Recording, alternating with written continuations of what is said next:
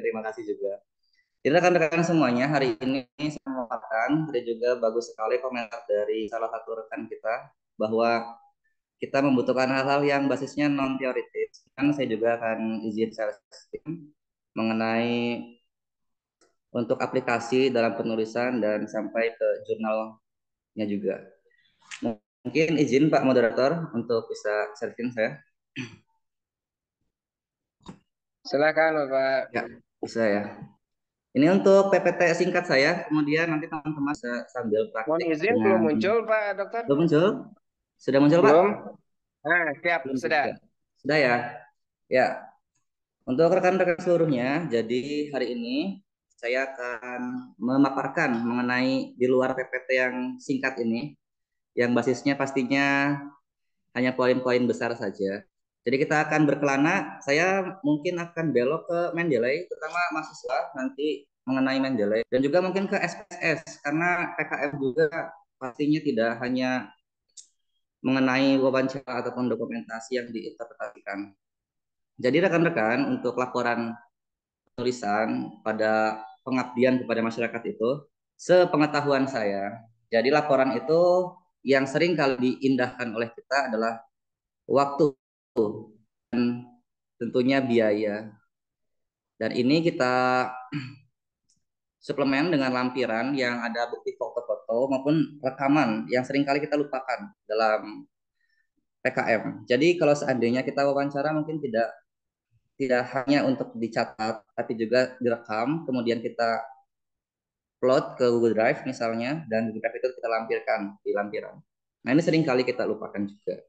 Untuk berikutnya ini masalah teknis. Jadi pasti ada cover, kata pengantar, untuk laporan sendiri. Kemudian pendahuluan, dan ini sunnah menurut saya studi literatur karena ini basisnya ke skripsi, tesis atau disertasi. Yang jarang sekali jurnal itu secara minoritas menanyakan untuk studi literatur yang kita gunakan.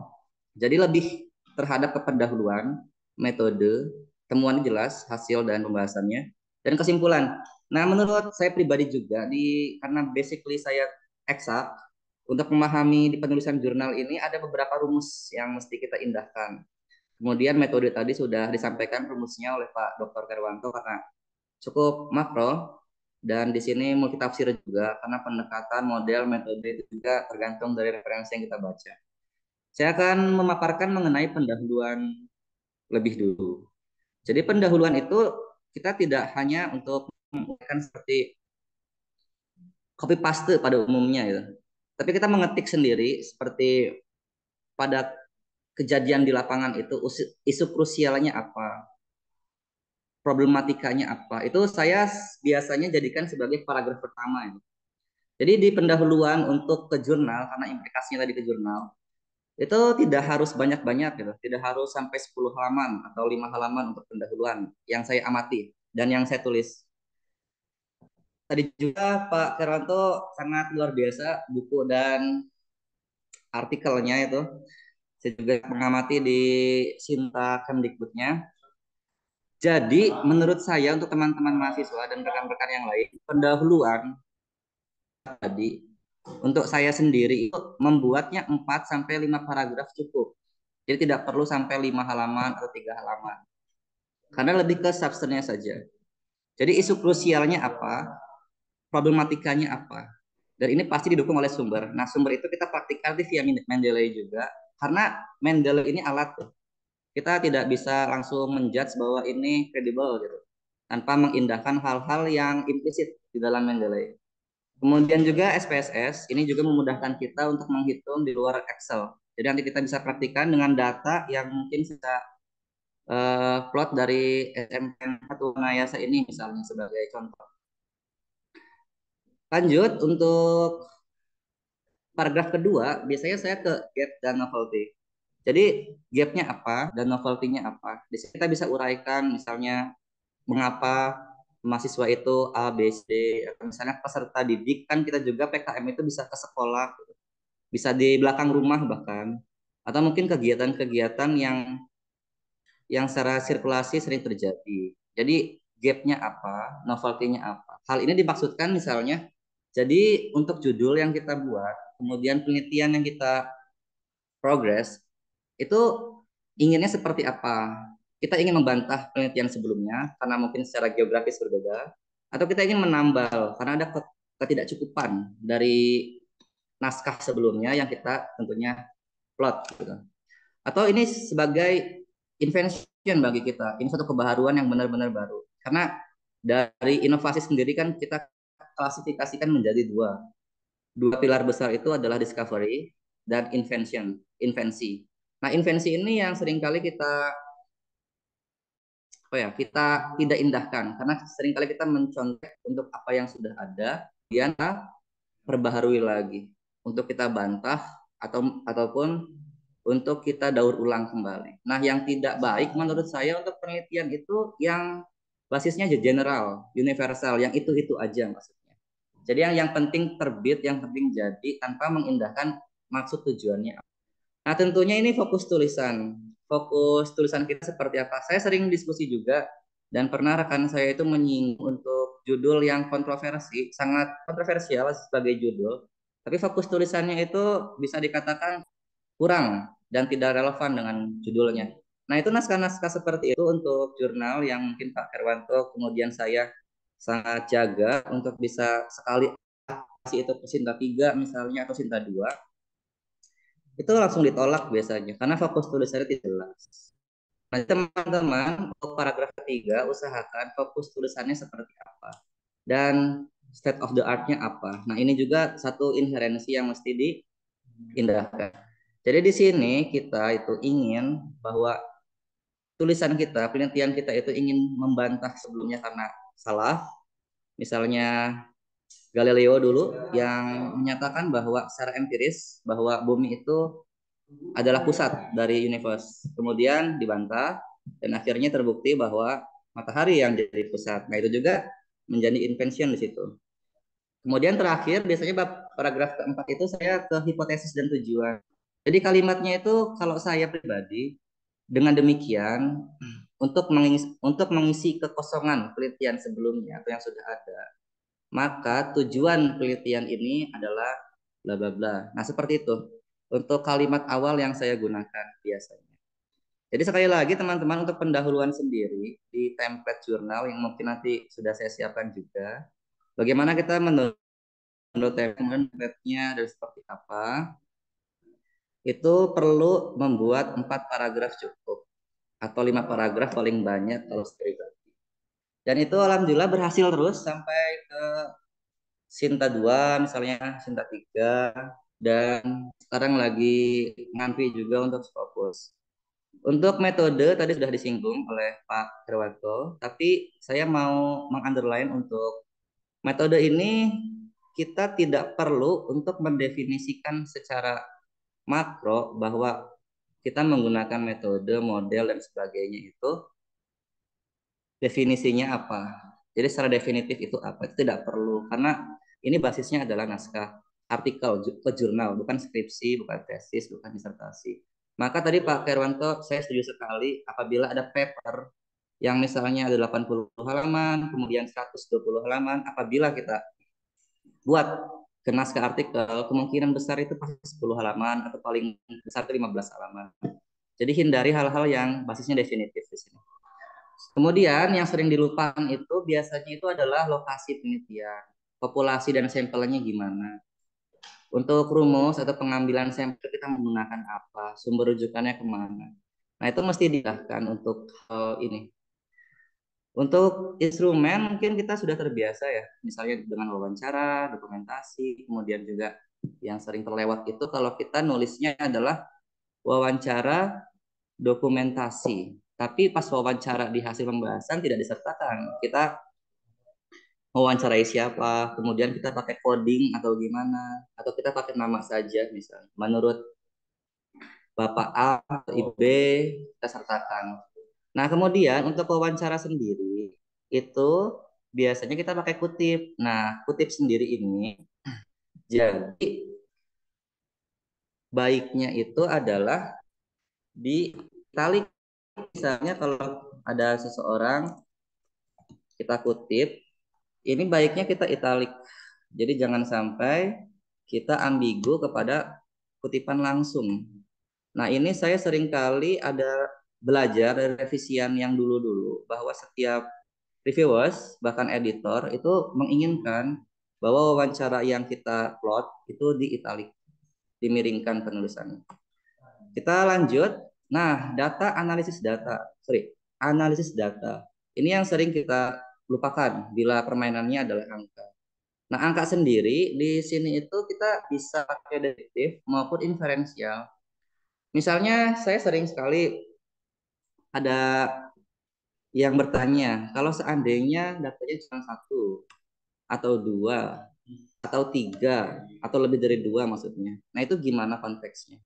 Nah, kita bisa pastikan dulu bahwa yang pertama itu sambil saya nanti promosi buku saya belum dicetak ini juga, siapa tahu ada yang berminat. Jadi saya baru saja menerbitkan buku, udah di ISBN kan, kemudian udah dihakikan. Kebetulan ini untuk mata kuliah pribadi, tapi ini basisnya secara makro ya. Jadi saya kolaborasi juga sama teman saya, Buya Rismaweli. Beliau juga editor buku dan cara keilmuan berbeda dengan saya karena beliau tuh di kewirausahaan, saya di eksak. Tapi ini buku bisa dipastikan untuk singkatnya, seandainya kita memiliki pengetahuan dasar mengenai angka, mungkin kita bisa pastikan permainannya di deskriptif. Nah, deskriptif itu tidak perlu pakai Excel untuk bolak-balik pakai rumus. Kita bisa menggunakan SPSS. SPSS yang saya gunakan ini masih yang versi 26, belum pakai yang terbaru. Sekarang yang terbaru itu udah di versi 29. Mungkin nanti kalau seandainya ada yang berminat untuk mendownload atau menginstall SPSS, saya mungkin kasih ke Pak Dr. Terwanto linknya. Nanti saya masukkan ke Google Drive, kemudian bisa di-download dan di-install. Siap, siap, Jadi Pak. untuk SPSS sendiri, kita bisa praktikan bila seandainya kita mempunyai datanya apa saja, misalnya Pak Ibnu, misalnya tinggi badan siswa, atau berat badan, masyarakat tertentu, atau golongan darah misalnya. Nah, kita kualifikasikan dulu secara basic. Kita mau nulisnya apa? Jadi penulisan PKM itu, nanti misalnya kalau kita mau mendeskripsikan saja, kita mau rata-rata, median, modul, standar deviasi, dan lain-lain. Nanti saya praktikkan juga, karena supaya lebih aplikatif ya. Dan yang kedua, ini tuh kita pahami bahwa ada parametrik yang sering kita lupakan. Saya buat ini sesimpel mungkin. Ada parametrik dan non parametrik. Jadi untuk parametrik dan non parametrik ini simpelnya itu jelaskan. Kita punya datanya satu atau dua atau lebih dari dua. Jadi pertama kali itu gerbangnya itu parametrik atau non parametrik. Simpelnya parametrik itu datanya normal. Kemudian untuk non parametrik artinya datanya tidak normal. Itu dulu poinnya. Maka setelah gerbang pertama kebuka, kita pengujiannya akan lain. Nah, di buku saya ini saya buat seringkas mungkin dengan beberapa step-step. Nanti mungkin juga, ya ini punten juga pakai bantu dan rekan sambil memvisualisasikan juga sebagai siapa tahu ada yang berminat juga karena ada apa ya minim keilmuan di statistik. Ini buku saya rasa sangat sangat apa ya sangat diuji kebaharuannya dan ini berbeda dengan buku-buku yang sudah ada karena saya sangat aware untuk setiap bagiannya itu dengan step dan hipotesis sampai ke kesimpulannya. Jadi mungkin kita bisa pastikan dulu di deskriptif dulu untuk kita pahami supaya tidak pusing ke yang lainnya. Setelah itu kita maju ke kesimpulan. Di parametrik dan non parametrik ini teman-teman udah paham bahwa dia normal atau tidak normal. Kemudian kita perlu underline ulang. Jadi ada satu tunggal, satu kelas mungkin kita anggap saja seperti itu. Yaitu disebutnya sebagai pair sample. Satu kelompok cukup. Kalau yang di atasnya ini apa Pak Ibnu? Ini one sample test. Ini uji T semua. Tapi one sample test ini juga satu kelas. Nah kalau dia dua kelas misalnya, itu independen artinya. Berarti ini babnya cukup banyak untuk pengujian di satu kelas. Betul. Karena bab 5 ini ini masih satu kelas untuk basisnya itu adalah per sampel. Per sampel juga sering disebut sebagai dependent sample. Nah, ini untuk satu kelas. Untuk dua kelas itu independent sample. Nah, ini untuk judul-judul yang biasanya ke peningkatan.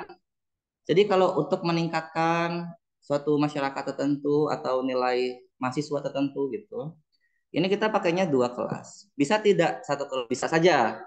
Kita pakai per sampel. Tapi semuanya itu dipastikan ada pretest dan post-test. Karena tujuannya ke teman-teman itu normal atau tidak. Ambil pelan-pelan supaya tidak terburu-buru, kita buka step-stepnya di sini. Saya menguji misalnya pengolahan data ini nilai matematika dan nilai fisika atau misalnya tinggi badan dan berat badan. Nah, di sini itu kalau kita mau deskriptif saja, bisa kita copy paste di Excel. Nah, untuk pengguna SPS sendiri nanti kita plot ya. Misalnya saya uji sampai 31. Nanti teman-teman itu tinggal copy paste template di hasil dan hasil terutama kemudian dibahas.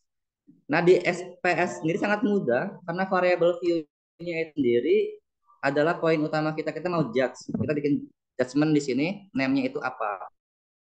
Misalnya memaparkan mengenai deskriptif saja, kemudian kita lanjut ke pembahasan kita ke template nantinya. Mohon izin 1-2 menit karena ini sangat mudah sekali, tidak pusing. Kita anggap saja ini adalah hasil hasil belajar. Anggap saya seperti itu. Kemudian kalau saya desimalnya suka dinolkan karena tidak ingin ada koma. Kemudian ini kita scale di sini. Ada kualifikasi scale ordinal nominal. Dan data view-nya itu bisa kita langsung paste di sini, paste. Kita paste dari Excel-nya. Nah, untuk deskriptif sendiri ini sangat mudah. Jadi kita ke analyze, ke deskriptif statistik, kemudian bisa ke deskriptif, bisa ke frekuensi. Saya sukanya ke frekuensi biasanya. Nah, di sini kita langsung saja plot ke sini. Kemudian statistik saja, kita klik. Nah, kita mau memunculkan apa saja. Misalnya rata-rata, median, modus, jumlah secara keseluruhan, sum di sini. Jadi kita nggak perlu bolak-balik lagi menggunakan Excel. Kuartil, juga persentil kalau dibutuhkan. Standar deviasi, minimum, maksimum, variance, misalnya range antara selisih yang terbesar dengan yang terkecil. Standar error, kalau perlukan, dan yang lainnya. Seandainya cukup, misalnya seperti ini saja, kita bisa continue, kemudian oke. Okay. Tapi kalau kita mau ke chart, misalnya, kita maunya bar, dia atau histogram, misalnya kita play di sini. Continue, kemudian oke. Okay. Nah, pas oke okay itu sudah ada semuanya. Jadi secara deskriptif itu teman-teman tidak perlu lagi pusing-pusing untuk ngotret via kalkulator ataupun bolak-balik ke rumus Excel. Di SPS sendiri sudah muncul semuanya. Nah, ini kalau kita mau berbantuan Excel, kita bisa menggunakan diagram garis dan lain-lain supaya lebih indah. Kenapa seperti itu? Karena PKM di penulisannya itu saya buka saja yang Almesara. Ini jurnal Almesara. Eh, ada evaluasi dari LPPM bahwa ini akan diakreditasikan ke, insya Allah didaftarkannya ke Sinta 2 atau mungkin Sinta 1 bila diperlukan. Oleh karenanya ini sangat kolaborasi penulisnya. Di sini pakai dengan 4 negara dan ada satu dari Indonesia yaitu paper kedua ini.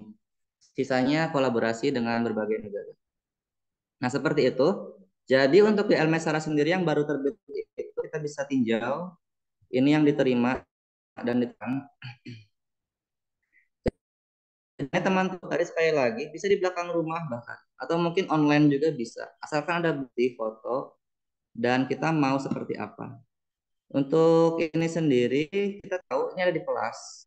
Ini bikin pelatihan, aktivitas dan lain-lain. Atau mungkin kita bisa juga di luar sekolah misalnya karena kesibukan kita. Ini kita ada kegiatan di kampung kita atau di perumahan kita untuk misalnya ada festival dan lain-lain. Itu bisa dibuat sebagai jurnal. Atau bahkan punya tetangga yang bisnis.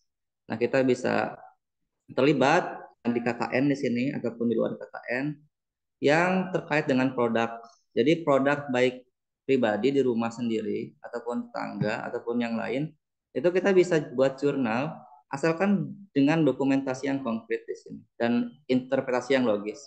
Nah, kemudian yang sangat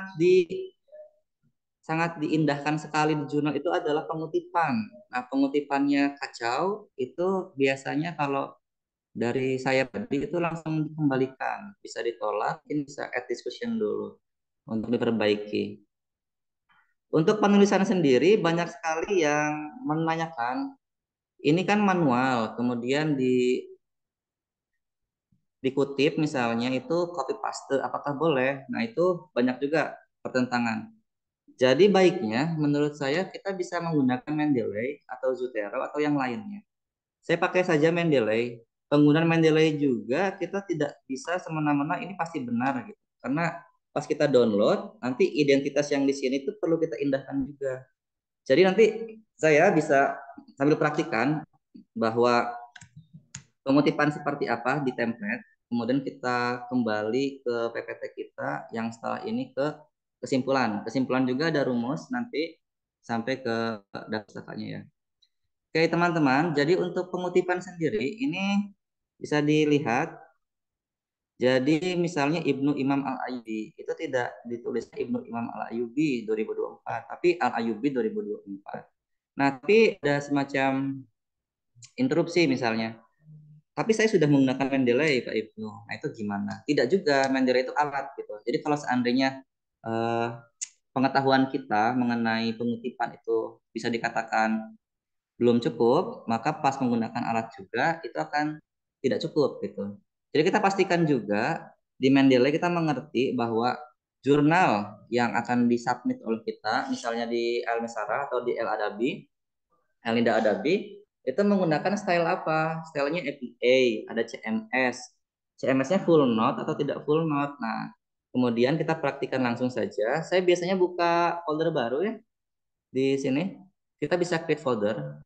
Untuk Mendeley sendiri desktop ya. Jadi teman-teman jangan sampai mendownload Mendeley yang bukan desktop. Nah, kita create folder misalnya di sini web NAS misalnya 2408-2004. Kalau saya bikin folder dulu, kemudian saya add. Nah, add-nya juga kita tidak perlu mendownload si filenya. Saya pernah sharing sama beberapa mahasiswa yang saya ampuh, terutama dia sangat kesulitan untuk kuotanya terutama karena perlu mendownload file PDF-nya. Menurut saya tidak perlu. Misalnya kita berpikir kreatif matematis. Di sini ini contoh saja. Nah, kita bisa pastikan dulu tahunnya. Jadi tahunnya itu menurut saya kalau kita ingin menjaga kualitas jurnal, pastikan itu di 3 tahun terakhir saja. Jadi 2022 sampai 2024. Atau kita tidak mau idealis seperti itu, kita bisa 5 tahun terakhir, 10 tahun terakhir. Jadi kita buat range dulu di sini supaya kita kutip itu memang benar-benar terbaru. Nah, kalau saya pribadi di Almasra sangat mengindah tahun. Teman-teman yang mau membuat paper, pastikan bahwa kita mengutip daftar pustaka terbaru. Nah, karena di akreditasi jurnal juga, kalau seandainya kita targetnya di atas 4 terutama, itu memungkinkan untuk di atas 35 yang saya baca SK-nya. Kemudian ada SK terbaru, mungkin nanti bisa dibahas bersama-sama. Nah, di sini itu dominan 35 pengutipan yang 3 tahun terakhir. Kemudian basisnya internasional dan nah, untuk pengutipannya sendiri ini sudah otomatis. Jadi pas kita sudah kutip dari Mendeley juga kita mesti periksa lagi. Kita langsung saja, biasanya itu di copy paste di sini. Kemudian kalau kita mau manual, ininya di copy paste sama kita. Langsung ke Word-nya. Seperti itu kalau makalah biasanya mahasiswa. Nah, ini buat si daftar pustakanya. Terus di Ctrl J supaya rapi, kemudian diurutin dari A sampai Z.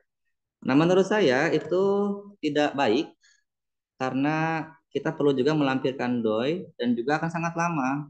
Kita bisa juga mendownload filenya, kemudian di add di sininya, di Mendeley-nya, di add files misalnya. Nah, itu juga sangat memakan memakan waktu dan memakan kuota. Kalau saya biasanya sangat aware untuk yang saya kutip. Jadi saya baca dulu abstraknya, kemudian saya baca beberapa hal-hal yang substansial di papernya. Dan bila sudah fix, kita bisa kutip di sini. Kutipnya itu bisa download yang EndNote di sini atau Riffman. Saya bisa di Riffman. Kemudian dia akan terdownload otomatis. Ini sangat kecil ya. Jadi 1 KB, 2 KB juga 2 kilobyte. Nah, ini sangat besar 310, ini kecil 310 byte, kurang dari 1 kilobyte. Setelah kita download, kita bisa add di sini. Kemudian kita klik yang tadi dan dia sudah ada. Nah, pastikan teman-teman ininya untuk keterangan di sininya, volume, isu dan lain-lain itu diperhatikan benar tidak gitu. Kadang-kadang di sini suka ngaco juga pakai tulisan yang tidak baik. Misalnya seperti ini. Nah, ini kalau saya ini diedit lagi sama saya. Misalnya ini kan harusnya P-nya besar gitu, B-nya besar. Untuk conjunction tidak perlu besar. Nah, saya biasanya diedit lagi supaya benar-benar rapi gitu. Jadi di sininya saya copy paste. Sorry. Nah, ini kita Ctrl X misalnya dan kita plot lagi ke sini. Nah, jadi sudah rapi. Tapi ada juga misalnya kejadian nanti teman-teman yang download seperti itu, terutama yang di PDF, nanti tahunnya itu tidak tidak relevan, volumenya juga tidak ada gitu. Isunya tidak ada, halamannya bahkan tidak ada gitu. Nah, terus juga doi dan linknya. Doi dan link sangat penting untuk membuktikan bahwa kita ngutip pada naskah yang kredibel.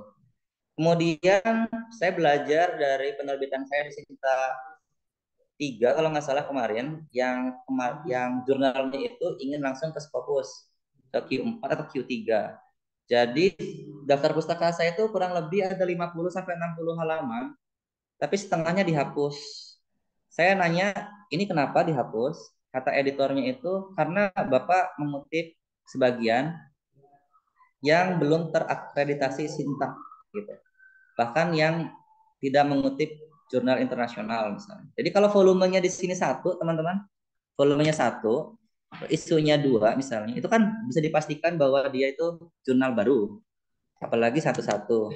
Nah, biasanya yang mau ke Scopus itu dari teman saya yang mengolah jurnal, mereka menghapus di tahapan copy editing atau di production untuk mengganti bahkan atau mendelete yang kutipannya itu merujuk ke jurnal yang masih baru.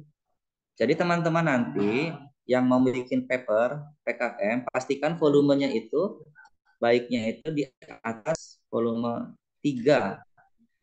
Pastikan di sini 3 gitu. Kalau dia di bawah 3, kemungkinan masih tahap Arjuna, masih tahap akreditasi. Nah, itu rumus juga yang saya baru tahu belakangan ini dari teman saya yang mau ke Scopus. Untuk jurnalnya dari Sinta 3 terakreditasi ke Scopus. Baik, kita lanjut. Untuk mengutipnya bagaimana, Pak? Nah, kita bisa misalnya saya contohkan saja. Kita anggap ini adalah file yang sudah baik. Kemudian di bawahnya itu adalah daftar pustaka. Kita pastikan dulu semuanya baik. Kemudian saya edit dulu ini sebentar. Single saya bikin 1,15 saja. Supaya ini. Oke. Mungkin teman-teman sudah sebagian tahu bahwa pengutipan seperti apa bila di akhir kalimat, kemudian di awal kalimat, kemudian seperti apa kurungnya. Nah, ini sekali lagi Mendeley hanya alat. Jadi kalau seandainya kita kutip di belakang atau di akhir kalimat, itu kita space dulu, kemudian ke reference. Setelah reference kita ke insert citation, kemudian kita ke go to Mendeley. Mungkin saya ulangi lagi. Bila sudah kita memastikan bahwa ini yang ingin kita kutip di sini, kita spasi dulu, kemudian ke reference, ke insert citation, kemudian ke go to Mendeley. Nah, di sini itu kita udah memplotting bahwa ini foldernya Webnas misalnya. kita klik yang ini. Kemudian kan doi-nya belum ada. Nah, kalau doi-nya belum ada atau linknya belum ada, jangan sampai dikutip dulu karena akan kerja dua kali. Pastikan kalau doi-nya itu ada, itu kita plot. Gimana cara ngeplotnya Pak Ibnu? Kita buka jurnalnya di sini. Biasanya ada yang otomatis Pak Ibnu, betul. Ada beberapa jurnal yang sudah otomatis pas kita site misalnya kalau Mendeley, tapi itu biasanya jurnal-jurnal internasional. Nah, ini doi-nya. Doi saya nanti di daftar pustaka itu tulisannya atau visualnya seperti ini. Sorry, ini sebentar. Oke. Oke, saya stop share dulu. Ada something. Sebentar. Oke, saya share screen lagi. Oh, itu apa dan link itu apa tadi sudah disampaikan oleh Pak Herwanto. Dia lebih ke nyawa dari si naskahnya itu. Bukti dari yang kita kutip itu real, tidak fiktif. Oke, ini masih ini hitam ya. Oke, why? Oke. Oke, kita buktikan saja nanti di LPF. Jadi teman-teman nanti pas udah di site itu ada doi seperti ini. Nah, biasanya ini tidak ada di dalam data pustaka kita sebagai bukti kredibel bahwasannya pas kita klik ini jurnalnya baik gitu.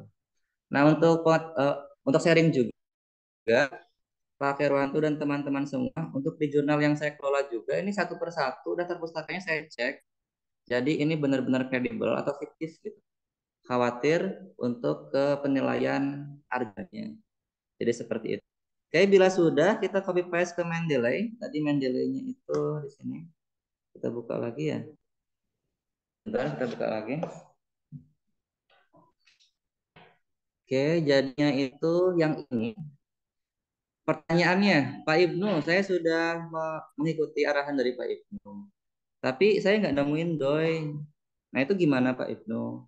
Nah, kita bisa copy paste yang di atasnya, yang link ini. Jadi kalau nggak ada doi-nya, kita bisa copy paste yang link ini untuk dimunculkan nanti di daftar pustaka seperti itu. Oke, baik. Kita langsung saja ke reference citation. Ini Mendeley-nya baru kebuka lagi. Oke. Kemudian tadi yang di Webnas itu kita copy paste-nya di mana? Jadi kita copy paste-nya itu di doi atau di URL-nya supaya konkret. Nah, di sini kita paste doi-nya. Setelah itu kita bisa kutip. Kutipnya bagaimana? Sekali lagi reference, insert citation, go to Mendeley, dan di sininya kita kemudian cite. Seperti itu. Nah, setelah di cite, ini ada angka 1, angka 2. Kenapa seperti itu? Karena kita pakainya CMS. Stylenya CMS. Nanti di jurnal itu diberikan informasi bahwa kita harus menggunakan apa. Kita menggunakan APA, CMS-nya itu full note, tidak full note, atau yang lainnya. APA-nya juga yang versi 7-nya atau yang 6-nya. Yang edisi 7-nya atau 6-nya. Nah, di sini mesti jelas ya, mencari untuk template jurnal, kemudian pengutipannya itu atau reference manager itu menggunakan apa? APA atau CMS atau yang lainnya. Tadi betul Pak sampaikan tidak diindahkan, kemudian ditolak langsung atau mungkin di add discussion untuk diperbaiki lebih dulu. Kita lanjut. Jadi ini APA. Kita salah dong Pak Ibnu. Betul, salah ini. Gimana ngebenerinnya? Kita bisa klik yang ini, kemudian kita cari yang APA edisi ke-7. Nanti dia otomatis ada seperti ini. Emang kalau yang 6 seperti apa Pak Ibnu? Nanti dia lain lagi. Nah, seperti itu. Tidak ada komanya di sini. Kalau yang 7 ada seperti itu. Nah, artinya untuk daftar pustaka itu kita bisa langsung ke insert bibliografi. Kita klik. Artinya kalau sudah seperti ini pas kita mau kutip-kutip lagi, itu tidak perlu lagi memikirkan daftar pustaka karena dia sudah pasti baik dan sudah pasti mengenai informasi yang kita plot. Contoh contohnya lagi Pak Ibnu, kita akhiri untuk sesi Mendeley ini. Kita spasi di sini, kemudian insert citation lagi, kemudian kita coba klik lagi yang ini misalnya. Klik, kemudian save. Nah, nanti dia otomatis ada lagi daftar pustakanya dan sudah terurut. Misalnya Pak Ibnu, saya ingin kayak yang jurnal-jurnal internasional. Di sini banyak sekali pengutipannya. Tadi juga saya ngelihat Sarah itu seperti itu. Ada yang banyak banget. Satu mengutip itu bisa orang, 3 orangnya. Yang seperti ini, mungkin teman-teman biar aware. Yang seperti ini, sorry. Dari sini ke sini. Nah ini. Nah kalau seperti itu kita bisa blok saja. Untuk ngebloknya itu, kita bisa pakai shift dan bawah atau atas. Kita ke insert citation lagi, ke to Mendeley.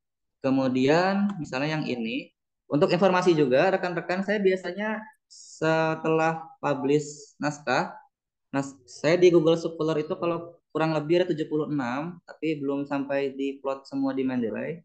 Nah, di sini itu saya bikin folder sendiri supaya apa? Supaya nanti pas saya bikin lagi saya bisa ngutip penelitian saya sebelumnya untuk meneruskan terus gitu.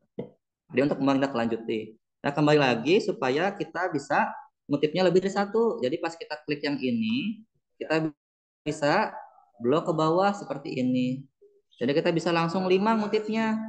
Artinya kalau seperti itu daftar pustakanya langsung banyak. Jadi hanya 2 kalimat ini daftar pustakanya udah 6 seperti itu.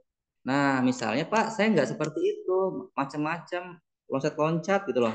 Nah, ini gimana Pak Ibnu? Jadi saya mau yang ini Pak Ibnu, yang ini lagi sama yang ini. Nah, ada lagi di bawah Pak Soleh misalnya, sama yang ini lagi. Nah, itu kita bisa klik kontrol ya. Jadi CTRL, kemudian kita Bang, klik saya aja. lagi Kita iseng klik aja. seperti ini. Kita klik seperti ini. Tapi kan Cukup nggak boleh tuh seperti ya. itu. Nah, kalau sudah, ini interpretasi di Mendeley. Untuk terakhir dari pengutipan ini, rekan-rekan dijelaskan bahwa yang Astria ini, kalau di belakang itu seperti ini, tapi kalau misalnya di depan itu tidak. Gitu. Jadi di sininya misalnya menurut, kemudian di sininya kita ke go to Mendeley, kita ke Webnas lagi tadi. Nah yang ini kita kan pasti tahu bentuknya akan seperti ini. Makanya nanti kita edit. Nah, kalau untuk di depan itu kurungnya hanya di tahun. Artinya komanya kita hapus seperti ini. Dan pas kita klik yang lain, dia akan muncul seperti ini, tidak apa-apa. Kita bisa klik yang keep manual edit. Nah, ini mungkin mahasiswa bisa sebagai rujukan di skripsi maupun proposalnya nanti. Kita lanjut ke kesimpulan di tahap terakhir. Jadi untuk kesimpulan sendiri, saya sangat mengindahkan tidak hanya menjawab dari rumusan masalah misalnya, tapi saya juga membuat 2 bahkan 3 paragraf di kesimpulan untuk menjelaskan atau menjawab dari tujuan masalah saya tadi di paragraf keempat yang sudah sampaikan.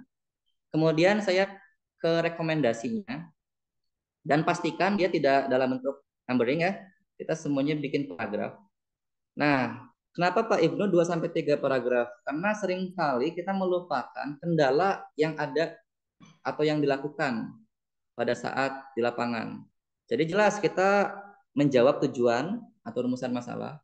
Kemudian kita uraikan kendala apa saja yang ada pada saat kita melakukan penelitian. Setelah itu kita akhiri dengan rekomendasi, saran misalnya. Misalnya penelitian saya itu untuk meneliti interaksi antara hasil belajar dari 3 sekolah misalnya. Nah, hitungnya juga sebentar, itu pakai ANOVA. Tidak lebih dari 1 menit. Tapi pas sudah dijawab, kita simpulkannya itu nanti di 3 kelas itu atau di 3 sekolah itu untuk penelitian selanjutnya diharapkan bisa melanjutkan dengan memparsialkan secara gender misalnya. Atau kita melihat interaksinya tidak hanya di hasil belajar, bagaimana hasil belajar itu dengan jenis kelamin siswa, bahkan ke berat badan siswa dan tinggi badan siswa. Ada tidak korelasi interaksi perbedaan sampai peningkatan. Jadi seperti diindahkan sekali via Mendeley dan perhitungan angka itu menggunakan SPSS kalau saya. Ada juga force viewers untuk ke gap, mungkin section lainnya. Dan juga ada ke Zotero. Nah, itu saya lebih seret ke Mendeley di sini. Jadi teman-teman untuk implikasi PKM sendiri jelas ada judul, abstrak, pendahuluan, metode. Tadi studi literatur itu sangat jarang sekali saya temui di jurnal. Ada yang menggunakan, tapi minoritas. Kemudian hasil dan pembahasan dan kesimpulan rumusnya tadi ada 3. Saya bikin 2 paragraf dan daftar pustaka. Jangan buku Pak Ibnu gimana linknya disertakan tidak kalau saya kalau buku karena saya bisa membeli buku tersebut atau saya bisa baca dari Google Books dan biasanya buku itu tidak menggunakan link. Kemudian untuk akhir sebelum ucapan terima kasih, untuk template sendiri cara mendownloadnya sederhana. Jadi kita kunjungi jurnalnya rekan-rekan, kita cari template-nya di mana dan kita download. Biasanya OJS itu jurnal itu di plotnya itu ke Google Drive. Artinya pas kita klik misalnya di sini template-nya itu akan masuknya ke Google Drive. Setelah ke Google Drive dengan file terus setelah itu kita lihat sudah buka tadi sebelumnya yang ini. Kalau Pak Ibnu gimana untuk menulis? Nah, teknik secara pribadi setelah template-nya terdownload dan saya tahu ini penyimpanan menggunakan CS atau APA misalnya, saya hapus seluruhnya dulu, bukan hapus dalam tanda kutip Ctrl A, tapi di sini dulu. Pastikan abstraknya udah jelas 150 sampai 200 kata. Kemudian pendahuluannya itu saya di sini saya hapus, metodenya juga sama. Bahkan sampai di sininya. Jadi saya hapus dulu semuanya dengan konteks yang mengetahui penulisan tabel seperti apa, gambar seperti apa. Conclusionnya di sini juga saya hapus dan referensi juga saya hapus semuanya karena kita bisa pakai Mendeley dengan insert bibliografi yang tadi secara otomatis. Jadi papernya itu bahkan akan seperti ini. Nah, pertanyaan yang masih awam mungkin mahasiswa ini gimana Pak? Nah, untuk teknis seperti ini itu biarkan nanti oleh editor jurnal. Jadi yang mesti ditulis oleh kita itu adalah naskahnya, penulisan namanya. Kenapa Pak Ibnu seperti itu? Supaya kita tidak mempengaruhi si paragrafnya. Jadi pada saat kita kalian spacing option, nanti di sini bisa pengaruh terhadap paragraf-paragraf yang sudah ditentukan oleh template-nya. Jadi seperti itu. Jadi di sini mungkin saya tulis, di sini saya hapus. Kemudian misalnya Ibnu Imam Al-Ayyubi seperti itu. Nah, untuk judul sendiri gimana Pak kalau saya copy paste? Bisa-bisa saja copy paste. Misalnya sudah copy paste-nya itu di sini. Pak aja ini. Ini copy paste ya. Dari yang lain copy paste. Nah, kemudian kalau saya bisa ke format painter di sini supaya sangat relevan. Kita klik dulu yang ini, kemudian kita blok ininya. Jadi dia akan sama. Nah, tapi kita pastikan lagi book Antiqua di sini ininya apa? Oh, masih Times New Roman. Berarti kita klik lagi book Antiqua di sininya. Nah, seperti itu. Jadi mungkin seperti itu teman-teman untuk judulnya. Jadi sangat hati-hati masalah template, jangan sampai Ctrl A kemudian delete. Nah, kita bisa hapus yang mesti kita hapus, kemudian kita bisa indahkan mesti kita indahkan terutama tadi di rumusan di pendahuluan, metode tadi sudah disampaikan Pak Firwanto. Hasil dan pembahasan, conclusionnya tadi ada 3 rumus dan reference manajernya itu yang sangat krusial karena kalau kita manual kemungkinan besar kita kembalikan atau kita tolak. Mungkin seperti itu karena sudah jam 11 lewat. Kita bisa diskusi, siapa tahu ada yang mau didalami lagi karena keterbatasan waktu kita. Untuk kurang lebihnya saya mohon maaf, saya kembalikan ke moderator. Terima kasih. Wassalamualaikum warahmatullahi wabarakatuh. Waalaikumsalam warahmatullahi wabarakatuh. Wah, lengkap sekali, luar biasa materinya. Bahkan sampai dengan kita dibekali, dilengkapi tadi dengan Mendeley dan SPSS 26-nya. Wah, juga tadi Pak Ibu juga sudah menyiapkan tuh senjata-senjatanya dikeluarkan semua dari mulai buku-bukunya, jurnal-jurnalnya. Luar biasa. Terima kasih Pak Ibnu. Berikutnya kita berikan sebelum nanti kita bacakan karena pertanyaan sudah banyak sekali ini di room chat. Tapi kita berikan waktu dulu untuk teman-teman dan sahabat-sahabat para peserta seminar nasional penulisan PKM ini kepada yang ingin bertanya secara langsung, kami persilahkan untuk raise hand. Jika ada yang ingin bertanya, nanti sambil menunggu pertanyaan-pertanyaan dari teman-teman, kita akan coba bahas satu persatu. Di pertanyaan-pertanyaan ada yang bertanya dari mulai tadi setelah Pak Haris menyampaikan materi, ada yang setelah Pak Wahdan menyampaikan materi. Tapi nanti untuk yang menjawab boleh dari pemateri 1, pemateri 2, 3, dan pemateri inti yaitu Pak Ibnu. Nah ini kita mulai dari sambil menunggu teman-teman yang raise hand yang ingin bertanya secara langsung agar waktu kita lebih efektif. Ini pertanyaan pertama dari Muhammad Hairudin. Ini pertanyaannya 3 di satu chat. Ya, katanya yang ini ditanyakan adalah jenis pengabdian apa yang bisa diterima oleh masyarakat? Pertanyaan keduanya, apakah kita mengabdikan diri kepada masyarakat sesuai dengan jurusan yang kita ampu atau sesuai dengan keilmuan yang dipelajari atau menyesuaikan yang pertanyaan ketiga atau menyesuaikan dengan kebutuhan masyarakat itu sendiri. Nah, dipersilahkan kepada para pemateri kita, mau Pak Ahmad Haris atau Pak Dr. Karwanto, karena ini nggak ada alamat. Pertanyaannya dialamatkan ke siapa? Ke Pak Haris, Pak Wahdan, Pak Dr. Ker atau Pak Dr. Ibnu. Jadi silahkan dari pemateri atau nanti saling melengkapi jawabannya supaya bisa lebih seru kalau jadi makin kuat jawabannya. Eh, Kami persilakan kepada keempat pemateri kita maksud saya, untuk menjawab pertanyaan dari Muhammad Hairudin disampaikan tadi di jam 9.51. Sepertinya tertuju kepada Pak Haris, tapi kalau Pak Kerwanto berkenan menjawab atau Pak Ibnu berkenan menjawab, kami persilahkan. Pak Haris sama Pak Wahdan dulu silakan. Hai. Baik, terima kasih Pak Dr. Kerawanto. Baik, alhamdulillah ya. Mungkin ini pertanyaan dari mahasiswa saya, kelihatannya dari namanya itu kelihatannya apa bau-baunya mahasiswa PAI ini. Mahasiswa PAI bau, Pak. Hawa-hawanya mahasiswa PAI. Jadi gini teman-teman, mungkin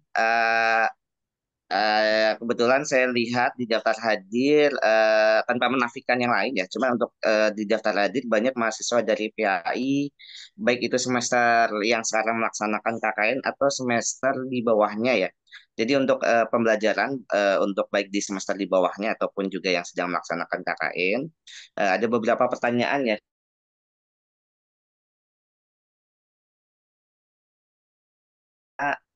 Lihat tadi ada sekitar sebenarnya yang saya sampaikan dilihat dari kebutuhan masyarakat terlebih dahulu.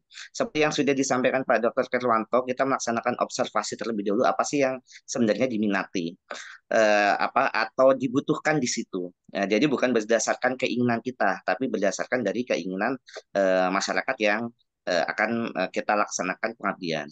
Lalu kedua, tadi ada pertanyaan teknis ya, Pak. Saya itu mahasiswa kelas khusus nih, udah lanjut usia dan seterusnya. Itu kayak gimana? Saya menyambung seperti yang disampaikan oleh Pak Dr. Ibnu Imam ya. Jadi sebenarnya pelaksanaan pengabdian itu bisa di belakang rumah juga gitu kan. Di belakang rumah bukan berarti harus kita langsung ke apa ke daerah-daerah yang mungkin terpencil dan seterusnya, tapi kalau umpamanya daerah kita memang membutuhkan juga bisa, juga bisa. Jadi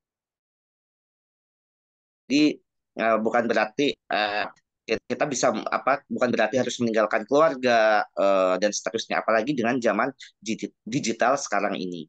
Lalu apakah PKM-nya bisa mandiri, bisa berkelompok? Mangga aja, namanya juga pengabdian pada masyarakat.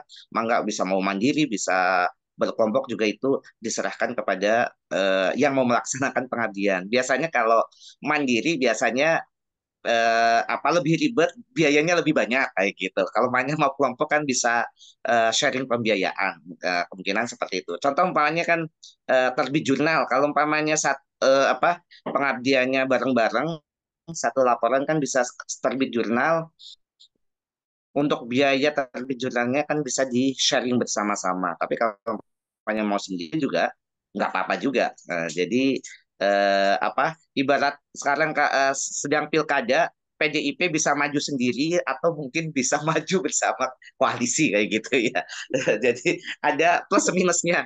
Lalu selanjutnya tadi ada disampaikan kalau toh mamanya bukan keahlian kita yang dibutuhkan oleh masyarakat itu gimana? Ini terlepas ya, entah itu prodi PAI ataupun prodi HES dan segala macam. Kalau toh yang dibutuhkan di masyarakat memang bukan keahlian kita, kita bisa mencari sebenarnya yang memang ahli di bidangnya ya. Salah satu contoh saya bagus sekali kemarin ada yang melaporkan bahwa ada salah satu kelompok mengadakan pelatihan hukum tentang pertanahan. Jadi pendampingan hukum pertanahan ya tentang tanah itu di daerah Lumpin kalau nggak salah ya. Dan kebetulan yang melaksanakan itu dari mahasiswa kita dan kebetulan mungkin tidak tidak terlalu menguasai tentang hukum pertanahan itu. Jadi menghadirkan langsung ya pembinaan itu bisa menghadirkan langsung yang memang berkompeten di situ sehingga terdapat pencerahan tentang pengetahuan-pengetahuan itu. Sehingga yang dibutuhkan itu tentang pencerahan pertanahan ya memang itu yang kita akan coba bantu gitu. Kita coba mengabdi. Begitu ya. Jadi tidak serta-merta harus dari PAI HES harus menguasai atau tidak, kita banyak solusi untuk hal tersebut. Lalu untuk pelaksanaan pengabdian yang tadi ya kelas khusus ataupun juga kelas reguler, kan juga ada yang melaksanakan pengabdian untuk tahun ini itu di Malaysia ya, itu sendiri ya pengabdian tentang salah satu metode Al-Quran, metode tahsin tartila bersajak. Dan kebetulan alhamdulillah penemunya dosen IGA juga ya. Jadi nanti saya juga nggak terlalu menguasai ya karena beliau menemukan sendiri dan kebetulan ternyata ada mahasiswa yang mendalami dan kebetulan sekarang ini diundang oleh salah satu pesantren di Malaysia untuk mengabdikan ilmunya. Itu mangga saja ya. Jadi yang dibutuhkan yang diminta itu istilahnya kalau ibarat jualan ya palu gada kayak gitu. Apa yang lu mau gua ada gitu kan. Dalam artian apakah kita yang bisa ataukah kita mencoba menyediakan porsi-porsi untuk menutup itu bisa mengundang ahlinya atau dan seterusnya.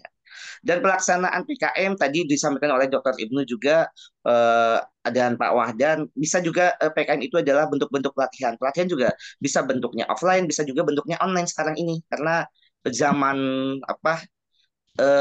digital 4.0 apa ya? 4.0 atau 5.0 nih sekarang ini. Jadi ya sekitar itu ya, 5 atau 4 gitu. Nah itu bisa dilaksanakan. Jadi tidak menutup ya hal-hal teknis untuk menghalangi kita membangun ya masyarakat sekitar kita. Ya seperti tadi yang saya sampaikan, niat baik pasti ada solusi yang terbaik. Nah, makanya tekankan sebenarnya saya lebih enak menggunakan eh, apa kata bukan kewajiban kita mengadakan PKM, tapi sebenarnya kebutuhan kita ya untuk melaksanakan PKM di masyarakat untuk membangun masyarakat. Jadi bukan kewajiban, tapi memang kebutuhan kita untuk membangun masyarakat. Mungkin itu sementara Pak Latif untuk merangkum beberapa pertanyaan yang ada. Mungkin nanti kalau toh ada yang terjawab nanti akan Terima kasih Pak saya Haris sudah sampaikan memberikan kembali. jawabannya dan seperti cukup jelas. Tapi kalau ada yang mau ditambahkan mungkin dari Pak Dr. Karwanto atau Pak Ibnu dipersilahkan. Pak Wahdan nyumpet di mana Pak Wahdan nih?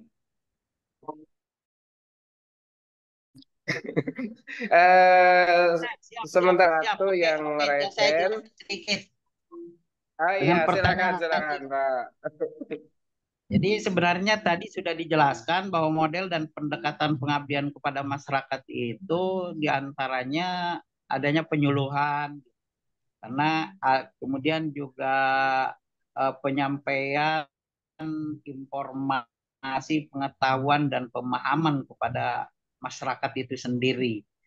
Lalu apa metodologinya?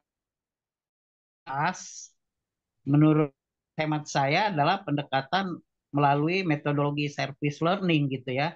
Pendekatan pendidikan yang melibatkan mahasiswa dalam memberikan pelayanan kepada masyarakat sebagai bagian dari pembelajaran. Karena manfaatnya adalah untuk meningkatkan kesadaran sosial dan tanggung jawab mahasiswa ataupun masyarakat itu sendiri dalam segala bentuk kegiatan. Karena ketika kita terjun ke lapangan melalui KKN, itu kadang-kadang mahasiswa itu kan belum mengerti apa yang mestinya harus dilakukan. Jadi metode apa yang harus cepat diserap oleh mahasiswa dan dimengerti oleh masyarakat. Tentu mahasiswa harus menguasai atau memahami tentang metodologi tersebut sehingga ketika terjun ke lapangan itu mampu melaksanakan secara cepat dan real dalam melaksanakan tugasnya sebagai mahasiswa yang sedang melaksanakan KKN itu sendiri. Jadi jangan terfokus begini, KKN dengan PPL itu kan suka berbeda. Kalau PPL mungkin, kalau KKN itu ada udah pengabdian, di mana pengabdian itu berarti kita harus mengabdi kepada masyarakat dan tidak me, mengharapkan pamrih apapun dari masyarakat. Kemudian kalau PPL misalkan, kalau PPL kan seolah-olah adalah kita mendisiplinkan pengetahuan kita atau mencoba mempraktekkan pengetahuan kita di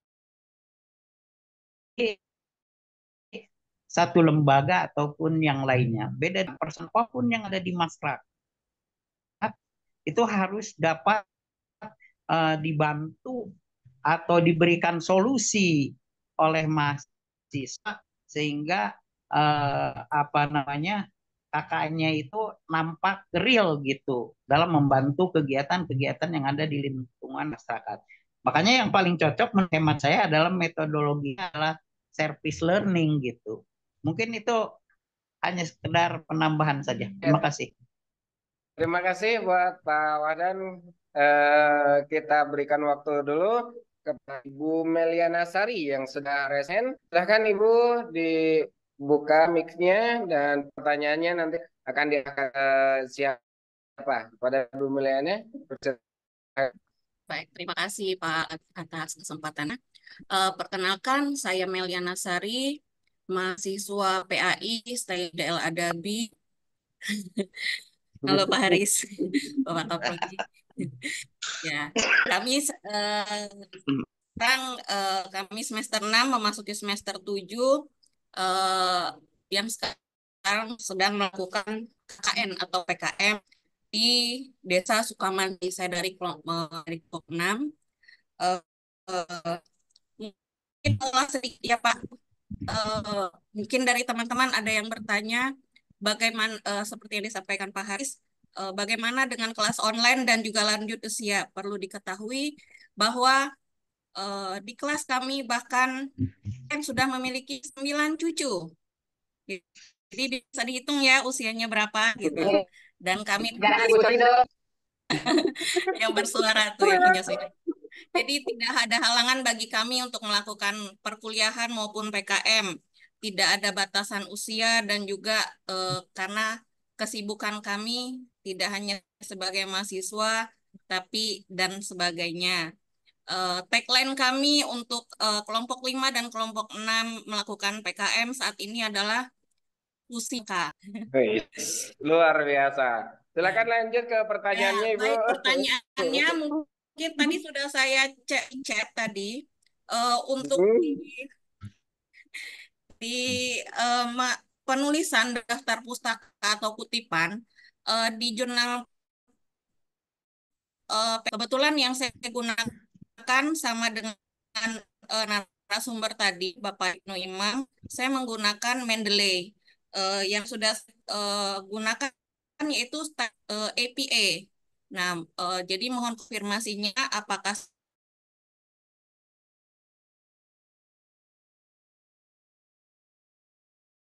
reason check untuk penulisan jurnal tersebut. Jika ada, berapa persenkah toleransinya? Terima kasih. Wassalamualaikum warahmatullahi wabarakatuh. Waalaikumsalam warahmatullahi wabarakatuh. Saya serahkan untuk pertanyaan Bu Meliana ini kepada Pak Dr. Kerwanto ini yang paling pas sepertinya. Silakan.